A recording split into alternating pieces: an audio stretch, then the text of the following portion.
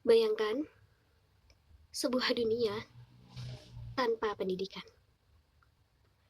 Tak ada aksara, tak ada angka, tak ada tanya, apalagi jawaban. Manusia hanya hidup dari naluri, tanpa buku, tanpa guru, tanpa pengetahuan yang diwariskan dari satu generasi ke generasi berikutnya. Namun, sejarah berkata lain. Dari zaman batu ke zaman besi, dari gua ke kota, peradaban manusia terus bertumbuh. Dan semua itu tak lepas dari satu hal, yaitu pendidikan. Bukan hanya soal sekolah dan ijazah, tapi proses panjang memahami dunia, mengajarkannya pada yang lain, dan terus belajar dari masa lalu. Pendidikan membentuk nilai, nilai membentuk masyarakat, dan masyarakat perlahan membentuk peradaban. Ketika anak-anak diajarkan tentang toleransi, kita sedang menanam benih perdamaian. Ketika mereka belajar ilmu pengetahuan, kita sedang membangun masa depan yang lebih cerah. Tapi, pendidikan bukan hanya hak mereka yang beruntung. Ia adalah hak semua manusia. Di pelosok desa, di tengah kota, di bawah langit manapun. Karena sejatinya, setiap manusia adalah pelita peradaban. Dan pendidikan adalah minyak yang menyalakan cahayanya. Dunia terus berubah. Teknologi melaju cepat. Namun, satu hal yang tetap adalah manusia inti dari peradaban.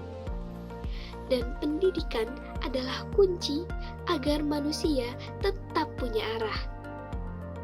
Bukan sekadar bergerak, tapi melangkah menuju kebaikan.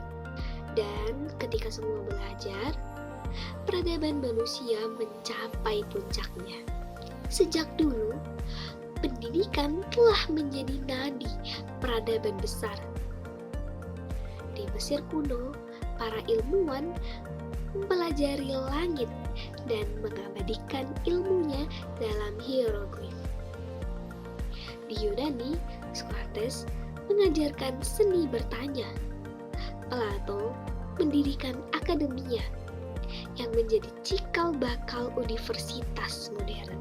Di dunia Islam, ilmuwan seperti Ibnu Sina dan Al-Khwarizmi menulis buku-buku ilmiah yang kelak akan diterjemahkan dan menjadi dasar bagi ilmu pengetahuan Eropa.